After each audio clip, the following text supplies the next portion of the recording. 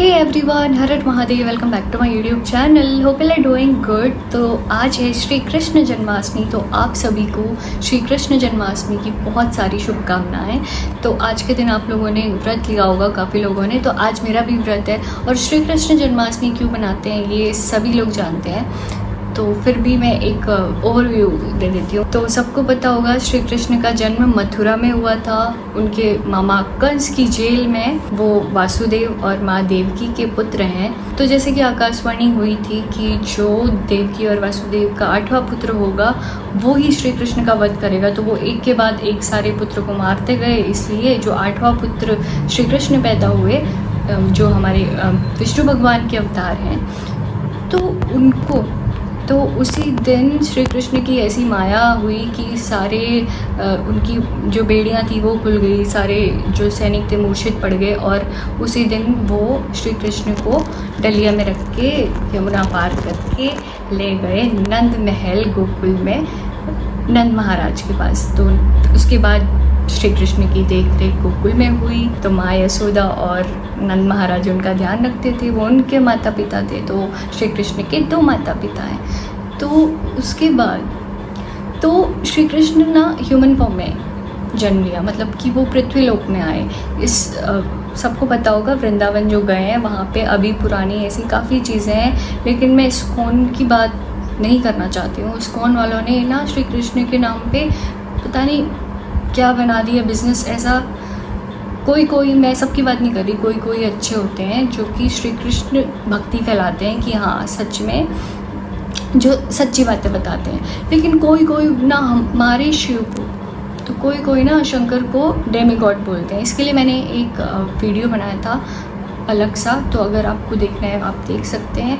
तो ये एकदम ही ना गलत बात है। वहीं के बाबा लोग तिलक लगा के ये बोलते हैं कि श्री कृष्ण सबसे बड़े हैं, उनके बराबर किसी दूसरे भगवान को उनके बराबर या उनसे ऊपर कहना अपराध है। तो ये इस्कॉन वालों का कहना है। तो मैं तो मना करूँगी कि आप ऐसे बाबाओं को सुने। आप प्रेमानंद महाराज जी को सुन सकते हैं, वो भी तो इतनी अच्छी बातें करते हैं श्री कृष्ण के बारे में, वो और भगवान की भी रेस्पेक्ट करते हैं। तो बहुत लंबी स्टोरी हो जाएगी अगर मैं कुछ बोलूँगी तो बेसिकली तो हमारे श्री कृष्ण का जन्म 12 बजे हुआ था रात को। तो आज के दिन जो कोई तो पहले खाना खा लेते हैं, कोई अगले दिन खाना खाते हैं, व्रत खोलते हैं, और कोई 12 बजे ही पूजा करके, जब श्री कृष्ण का जन्म हुआ था उसके बाद भोजन करते हैं। तो मैं भी कुछ सालों से जब से जन्माष्टमी का व्रत लेती हूँ तो मैं 12 बजे ही खाना खाती हूँ। तो मैं भी 12 बजे खाना खाऊँगी। इसके बाद देखती हूँ मैं, अगर पास में मंदिर है तो मंदिर जाएंगे। वैसे तो अभी सवेरे ही हो रही है,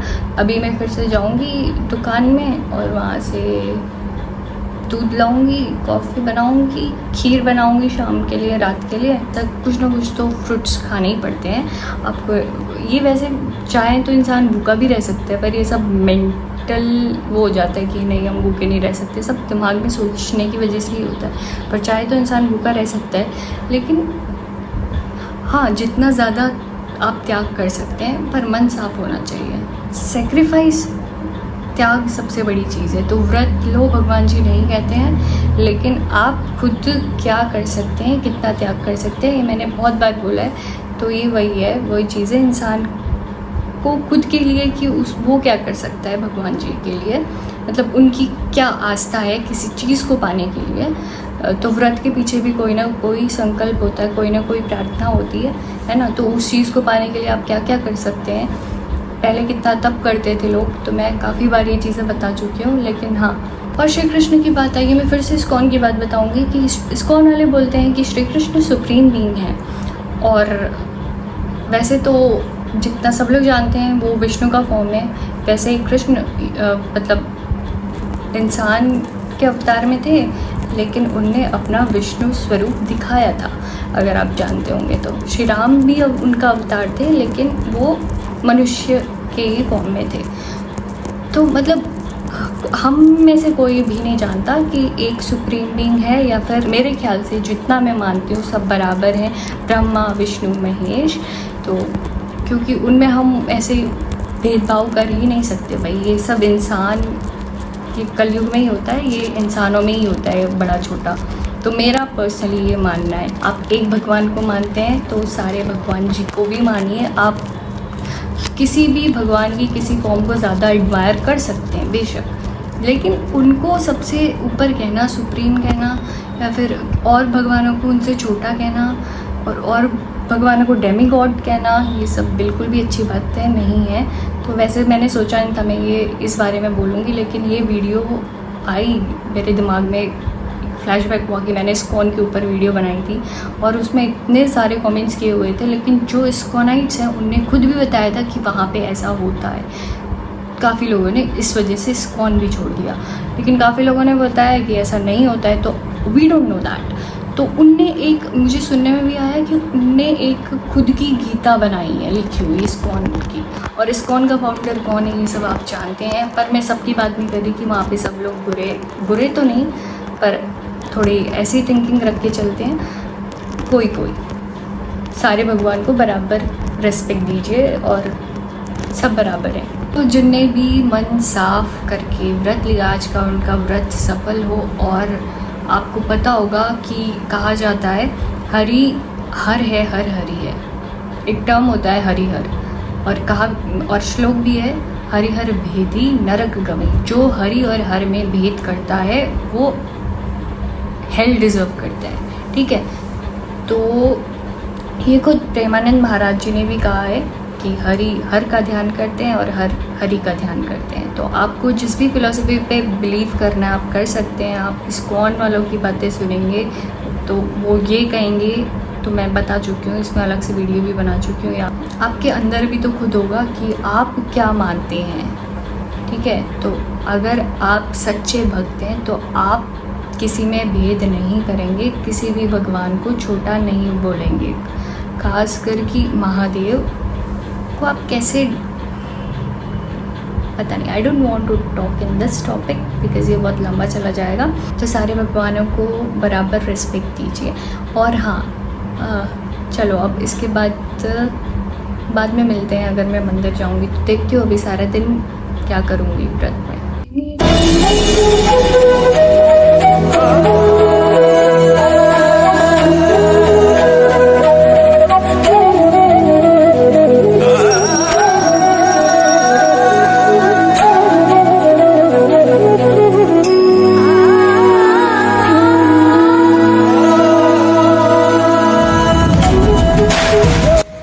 तो चलो अभी जाते हैं सामने, थोड़ा आगे तक जाएंगे और दूध लेके आते हैं और कॉफ़ी चाय कुछ बनाते हैं। अभी तक मैंने सुबह से बस 2 केले खाए और 1 सेब खाया है।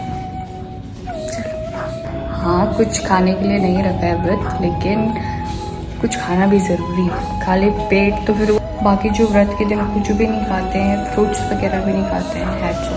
चलो अभी चलते हैं।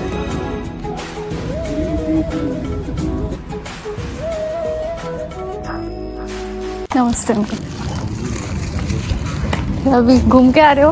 हाँ, घूम के आ रहा हूँ, यहाँ बैठूंगा। हाँ, अम्बा लोग भी बैठेंगे आजकल। तो मैं दुकान से जो लेने गई थी, मैं दूध लेने गई थी, वो नहीं मिला। मैं लेके आ रही हूँ पनीर और क्रीम।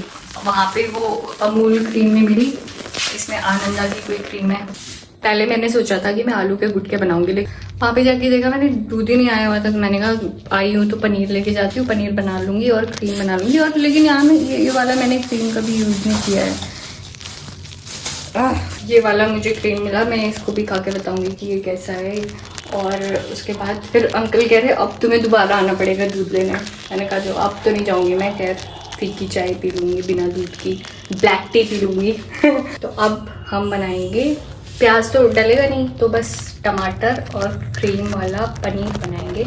अभी से बना के रख लेती हूँ खाना, फिर देखती हूँ शाम को मंदिर जाती हूँ पास में, और उसके बाद फिर 12 बजे खाना खाऊंगी। लेकिन अभी मेरे पास 1 कढ़ाई है और 1 कढ़ाई में मैंने खीर भी बनाना है। और अच्छा, खीर बनाना है उसके लिए मुझे दूध लेने फिर से जाना पड़ेगा, और पनीर बनाना है और पूड़ी बनानी है। तो अभी मैं पनीर बना लेती हूँ।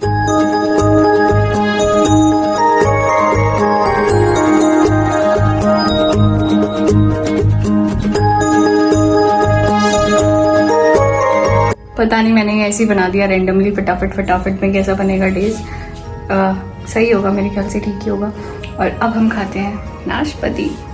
नाशपाती हम गांव में कितना खाते थे भाई, तोड़ तोड़ के या खरीद खरीद के खानी पड़ रही है। 50 रुपए की 2 नाशपाती आती है यहाँ, ज़्यादा पकी हुई है, मीठी है पर। थोड़ा सा इसका टॉपिंग दे देते हैं एंड इट्स डन। हो गया, बन गया, ये बंद कर दो। मुझे लग रहा है मजाक मजाक में सही पनीर बन गया। सो ये एवरीवन, अभी एक पास में ही मंदिर है, मैं वहाँ पे जा रही हूँ, और ज़्यादा दूर नहीं है, पास में ही है। तो चलो आपको भी लेके चलते हैं।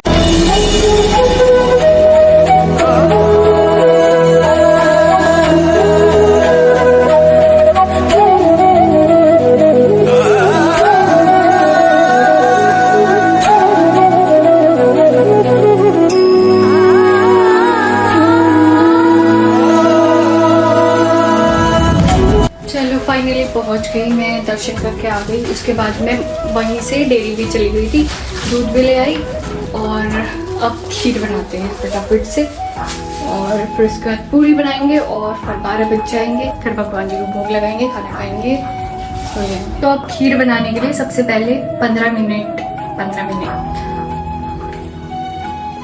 तो अब खीर बनाने के लिए सबसे पहले मैंने चावल भिगा के रख दिए हैं, 15 मिनट ऐसे ही रहेंगे। सो उसको मैंने बहुत थोड़े से चावल लिए हैं, क्योंकि थोड़ी सी खीर बनाऊंगी। और उसके बाद दूध में लेके आई हूँ, तो अब चाय बनाते हैं फटाफट से।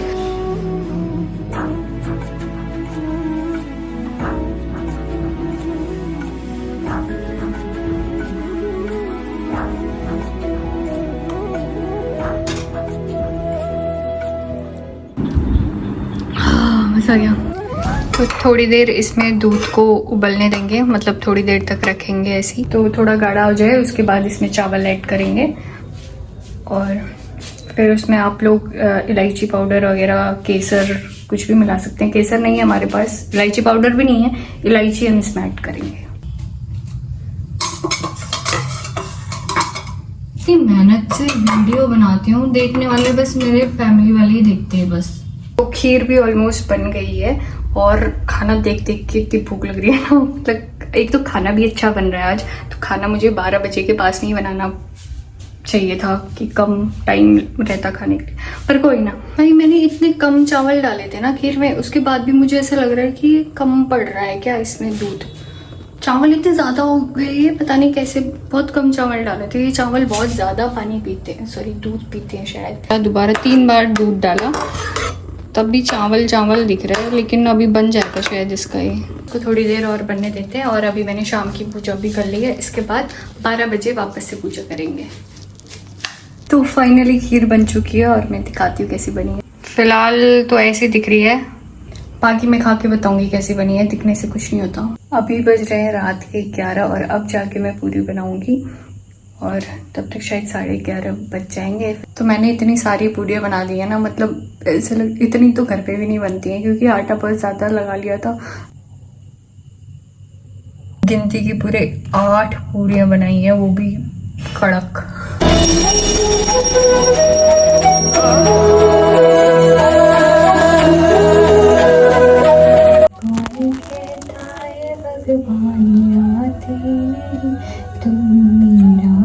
जैसे बुलाती नहीं, च्युतं केशवं कृष्ण दामोदरं राम नारायणं जानकी।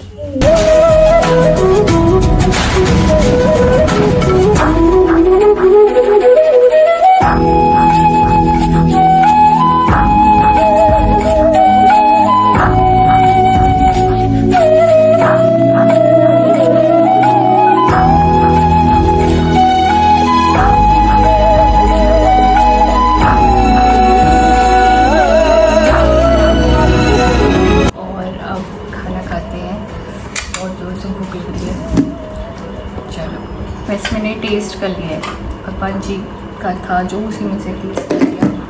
फिर से मैं खा के बताती हूँ आपको बताया नहीं मैंने,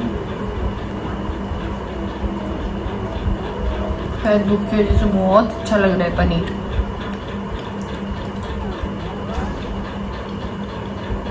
इलायची का भी फ्लेवर आ रहा है। तो चलो मैं फटाफट से खाना खाती हूँ, और आप लोग जिसने भी व्रत रखा उनका व्रत सफल हो, सबका व्रत सफल हो, हम सबका व्रत सफल हो।